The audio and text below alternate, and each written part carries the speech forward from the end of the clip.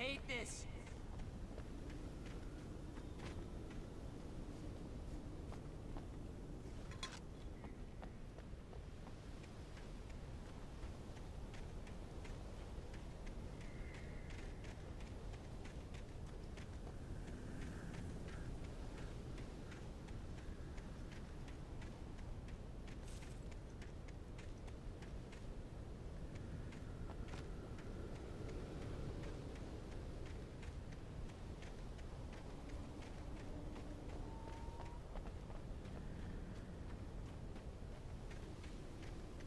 Okay, wait. There's a button over there that opens the door. I think something's broken. Hold the button down so we can get in.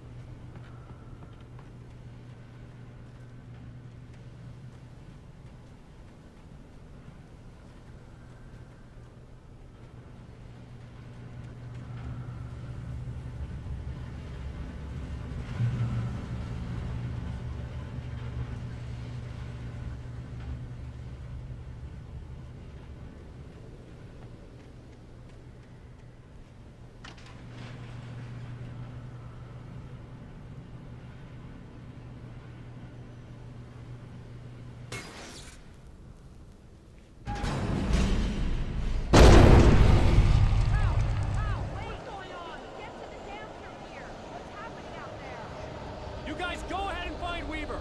She should be in the dam now. I'll have to make it alone through the top. Okay, wait. Good luck. Don't get yourself killed. Ow! Please, be careful. I'll take good care of Barry, baby. You just look after yourself.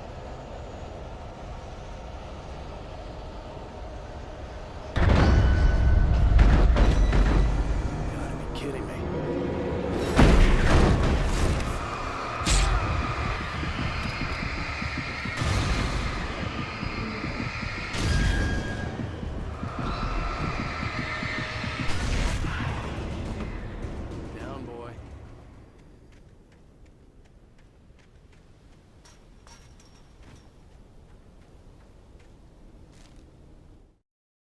Thomas Zane knew he had to remove all that had made this horror possible, including himself.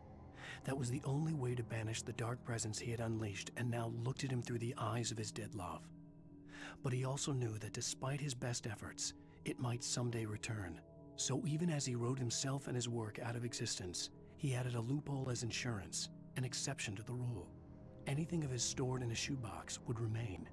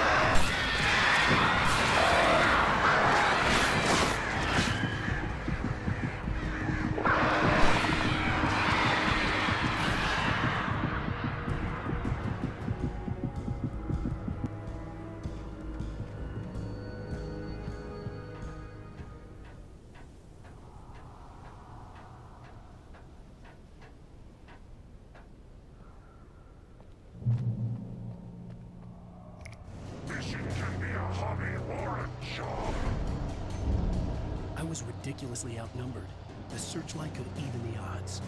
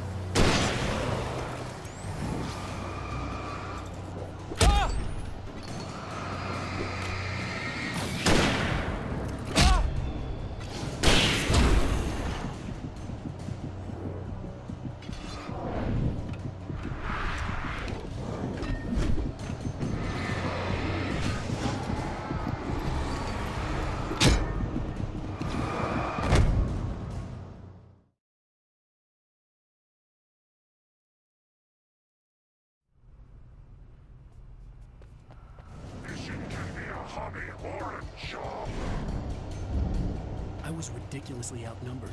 The searchlight could even the odds.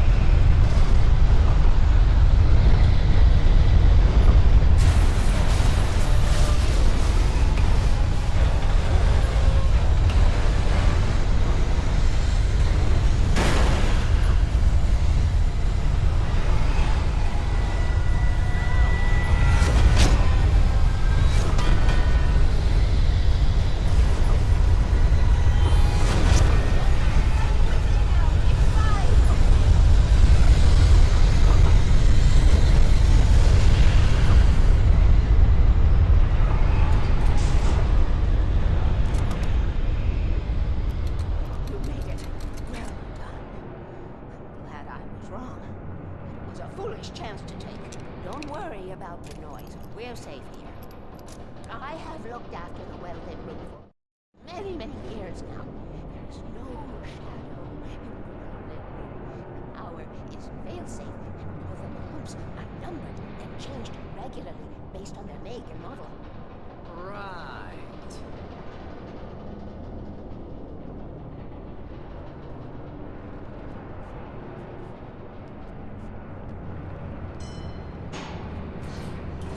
There's an old army base at Rainbow. It was active during the Second World War. They operated here back then. They must have built this. Yes, they did. It's my place now.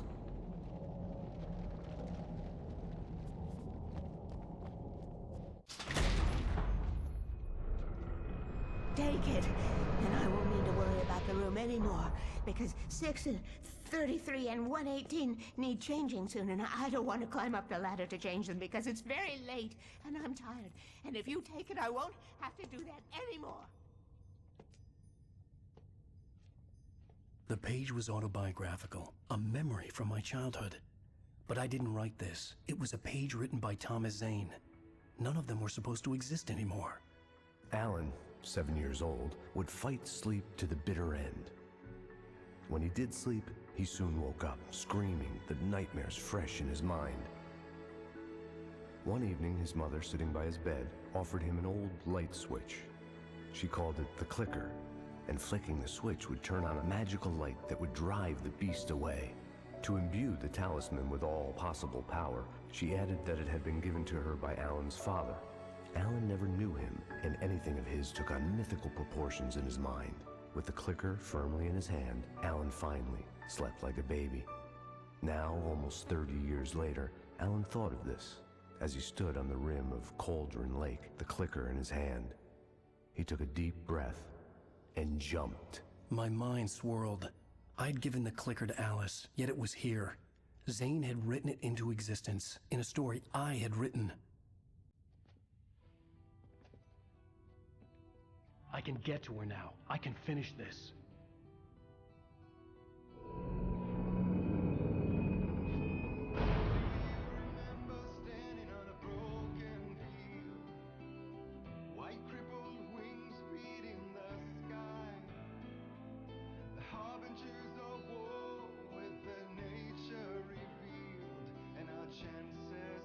Previously on Alan Wake, I wrote a horror story that has come true. Thomas Zane did the same in the 70s. You will go no further. If I continue like the Dark Presence wants me to, the story I'm writing won't save Alice.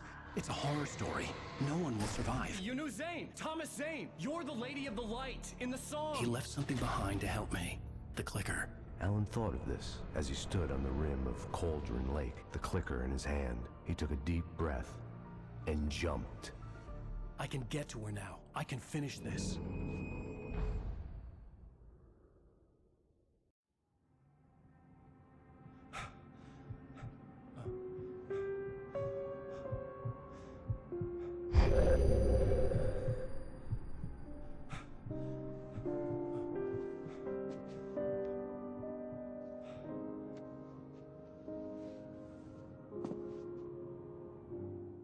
I had a hangover. My head was about to explode and the light hurt my eyes. I needed my sunglasses and painkillers to dull the pain. In one of my finer moments of self-deception, I swore to quit drinking.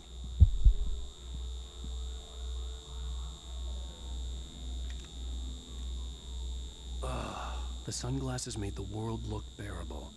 Now I could keep my eyes open without feeling like a vampire in the sun.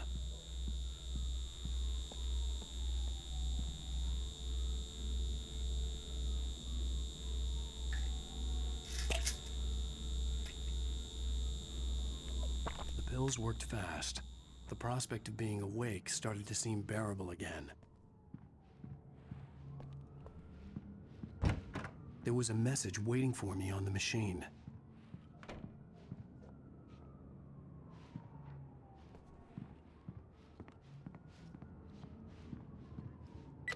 You have one new message. Al! Are you still asleep? Wakey, wakey! You should have your show on your TiVo. If Alice wasn't too mad to record it. Now, she called me earlier and really chewed me out. Yeah, we went a little overboard last night.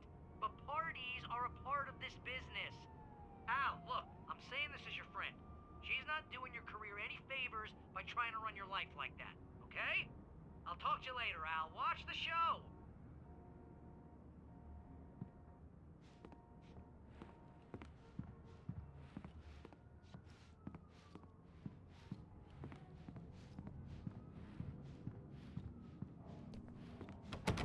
I'd been a guest on the talk show the previous night, talking about my latest book. The show was supposed to be waiting for me on our TiVo.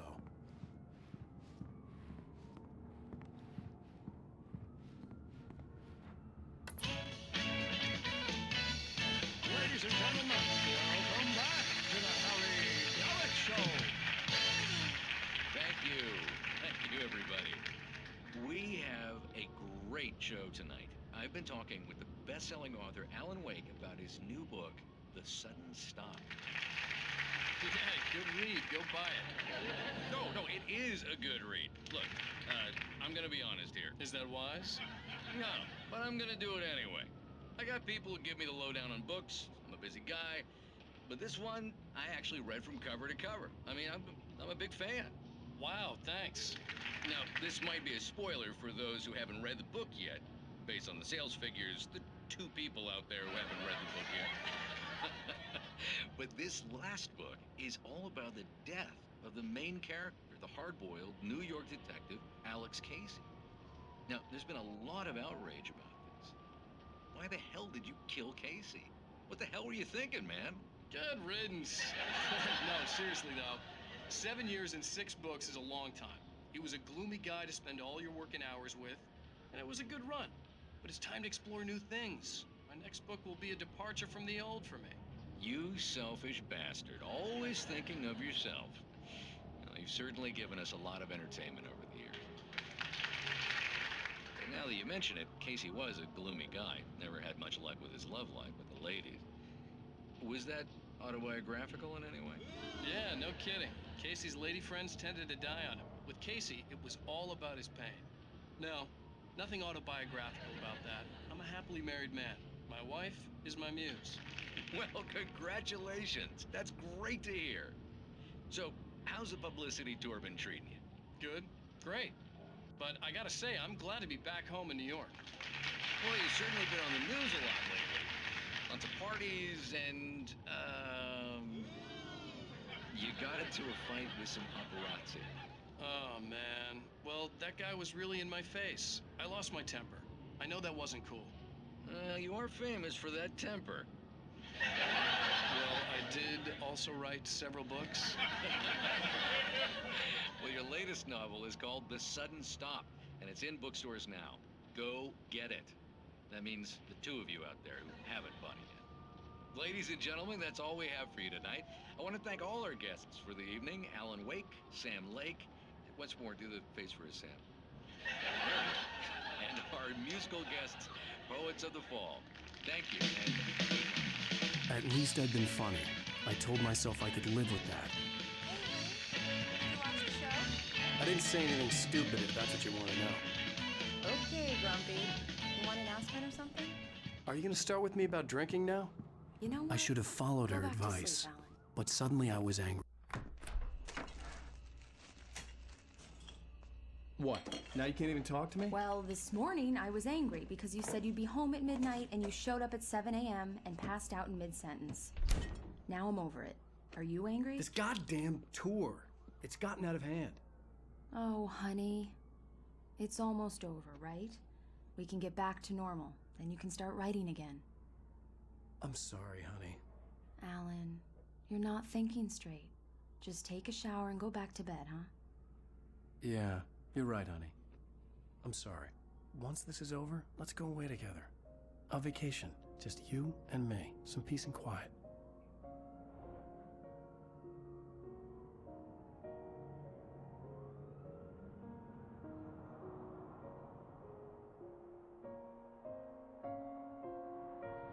Somehow, the clicker was the key to the cabin.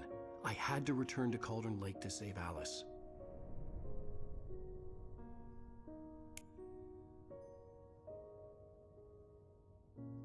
I'm going back to the lake to finish this. I'm going to write an ending to the story in the manuscript on my own terms, to make it all right. Why can't you just write it here? The last page is still in the typewriter. I need to read it first. Everything needs to be just right. Zane tried to cut some corners, and it didn't end well. Okay, ready when you are. I'm sorry, Sarah, but I need to do this alone. Barry, take her gun. Miss Weaver, close the door when I leave.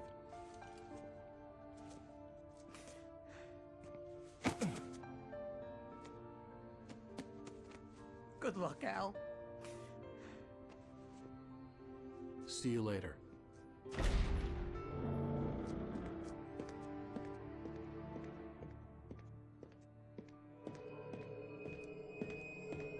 When I got out, it was warm and sunny. I'd flicked the switch of the clicker. Had it done this? I didn't stop to question it. I had to take advantage of the sunlight to get to the lake. On Zane's page, I'd stood on the rim of Cauldron Lake, about to use the clicker. That's where I was headed.